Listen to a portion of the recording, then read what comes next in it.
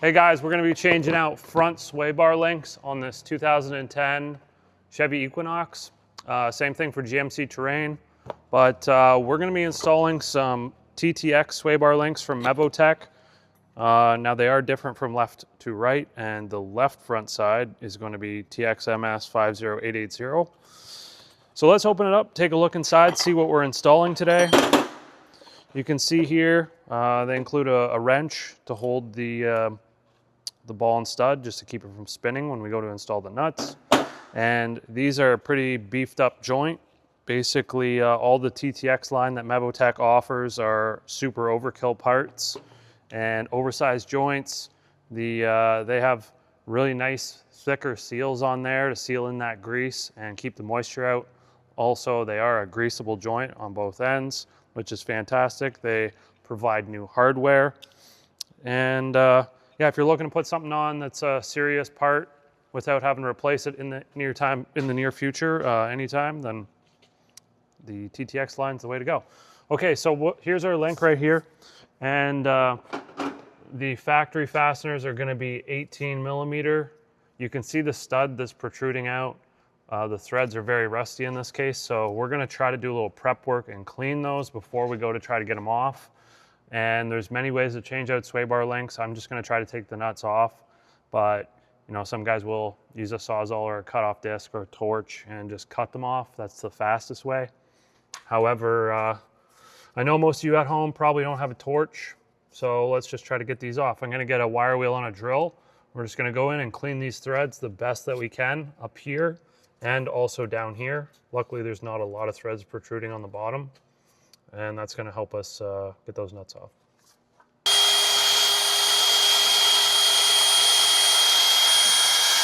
Okay, so now what we're gonna do is just hit this with a little bit of oil. And we're gonna try to take the nut off now. These nuts are a pinched nut, so it sort of distorts the threads when they go on, and it makes it difficult to get these off. So let's see what happens when we just hit it with the gun. So you can see immediately it's just spinning the stud. And what I'm gonna try next is taking a pair of needle nose vice grips. And we're gonna stick this up in behind to try to grab a hold of that stud. And we want a really good bite on these, the best that we can force on there basically.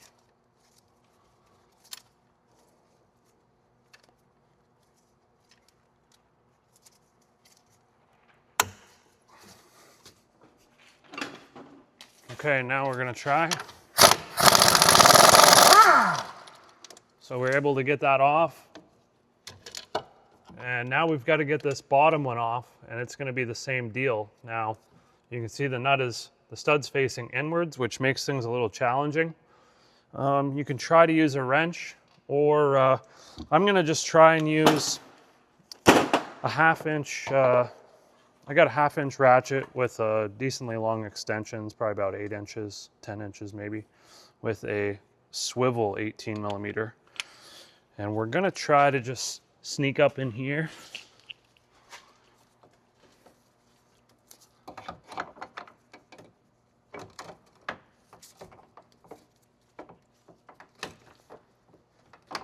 So you can see it's now spinning that stud. So once again, we're gonna have to get our vice grips out and get a hold of that.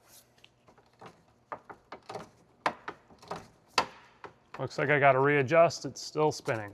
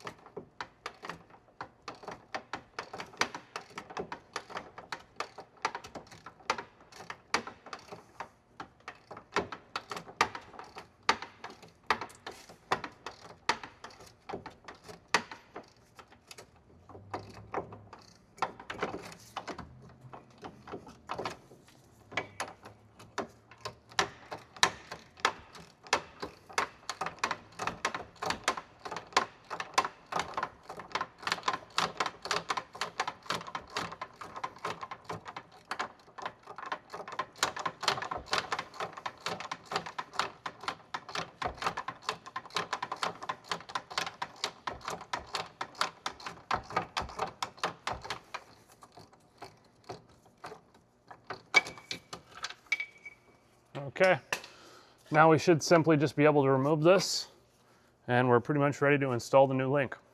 Okay guys, so take your new sway bar link, and we're just going to pass the studs through the holes, get the nuts started.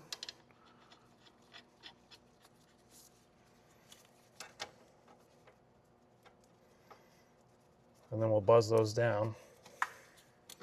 So I'm just using an 18mm ratcheting wrench to do the bottom one. All right, let's buzz this top one down. Now the stud is spinning in this case, and that's why they include this nice wrench. It's a multi-fit 1816, 1715. So just find the correct one that fits on there.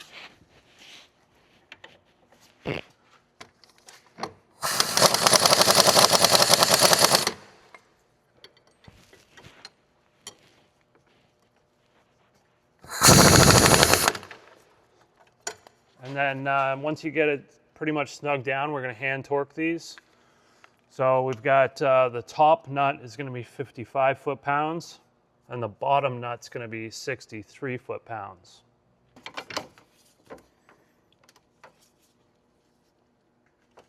All right, I need the wrench.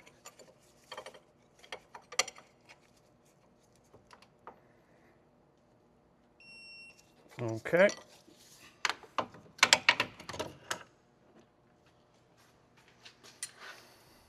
I went a little over.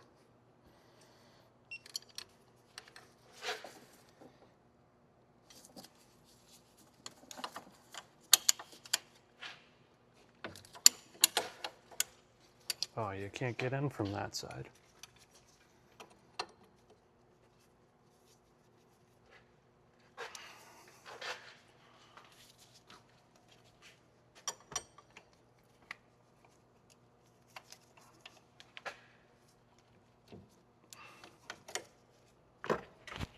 Oh, it just keeps slipping off.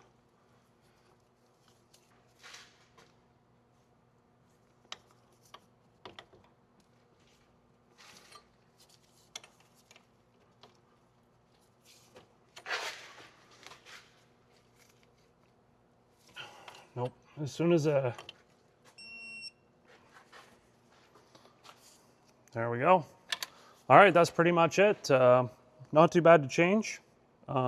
Basically after that, you're just going to throw the wheel on, torque the wheel nuts down in a 5-star pattern, do 2 passes of that, torque them down to 140 foot-pounds. Then after 60 miles or 100 kilometers of driving, you should always re-torque your wheel nuts and just make sure that everything's torqued and good to go. Add a bit of grease. Add a bit of grease. These joints are pre-greased. So if you don't have any grease on hand, it's not a big deal, but they are serviceable when you go in for an oil change or do whatever. Yeah, that's pretty much it. If you have any questions, throw them in the comment section. I'll try to answer them the best I can. Give the video a thumbs up if you like the video. And don't forget to go to mevotech.com, check out their huge part selection on these vehicles and many more. Thanks for watching.